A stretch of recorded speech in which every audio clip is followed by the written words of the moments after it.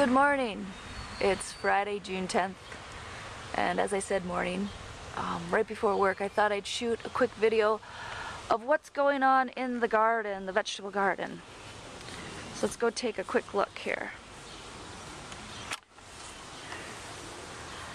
Right away, we see our yummy potatoes coming in. Those are about, 18 inches high or so. Yukon Golden Reds, so that's exciting. I love potatoes. Next to that we have our cauliflower and our broccoli. In the back we ate like almost all of our broccoli already. If you could, I don't know if you could see, I let some of it go to seed because it's a very early producing broccoli. Like I said, it's June 10th. We pretty much planted it and ate it, and it's going to seed, so I'm going to do more of that next spring, or actually this fall, because I could do a fall crop of those, that's right.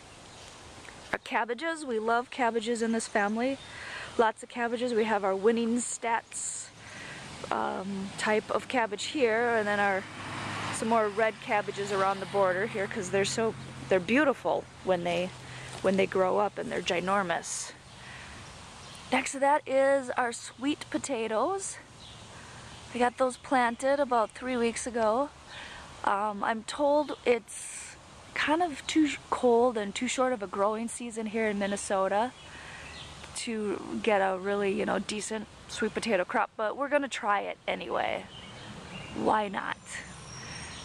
Next to that is our edamame coming in. There's just little babies. Some baby edamames. We love those. Pop them in our mouth, put them on our salad. Next to that is our pepper patch, or our pepper row. Actually, lots of peppers, green peppers, orange, bananas. Another one that begins with an M, I forget. It's peppers. Over here, this has been our money maker the past month. We've been harvesting lots of salad out of this bed. Arugula and spinach just kind of bolted in the last couple days, so I pulled all that up, but you could still see we have lots of this green head kind of cabbage coming, or lettuce here. About 5 of those left. We'll be eating those in the next week. This is exciting. This is a relative to bok choy. It's another Chinese cabbage called pak choy, I think, or something pretty similar. Can't quite remember, but we harvested one of these and stir-fried it up, and it was just amazingly good. So this is exciting for me because, as you can tell, we like cabbage in this family.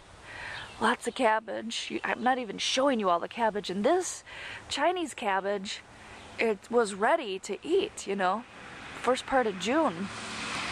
So that could tide us over. Here's our other little patch, or salad patch, if you will. These were planted about a month after this main patch was.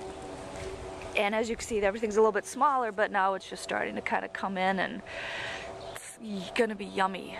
All that yummy stuff in there. Oh, I got more wood here because I'm gonna build another raised bed. I really love the raised beds. Some tomato plants planted from seed. This is a mortgage lifter. Gets like big 5-pound fruits if you let it, if you could wait.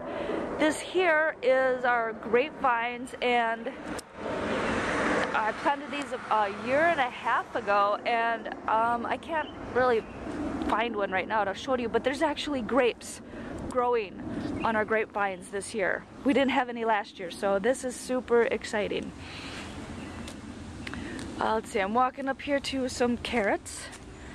I was told by someone to try doing carrots in a deep, barrel or potting pot, and because you can control the soil, because carrots don't like roots in there, other plant roots, and they don't like rocks and all that stuff. So yeah, carrots in a pot. This is the beginning of our herb bed. We have a rosemary here, but as you can see, we have some sage and some other, daylilies, not really an herb, but they're pretty. Some more sage over here, and this is our little mint patch, and I'm aware that mint can take over the entire world if you let it. But I'm prepared to combat that with weekly batches of mojitos. So that's my gardening plan to take care of the mint. Here we have, I can't remember if this is a cantaloupe or a watermelon. It's one of the two. I have 4 hills in this little strawberry area. We'll see. It's kind of a short growing season again, you know, for watermelon and cantaloupe to produce effectively, so I hope so. We love that. Back here is, well, as you can see, it is our workstation. A little potting bench there and a watering jug thing to fill pots up, and that's the new compost bin that I just built. I know it looks old, but I used all recycled materials. So it's a new old compost bin. Excited about to have something finally where I can throw all of this garden waste that gets produced.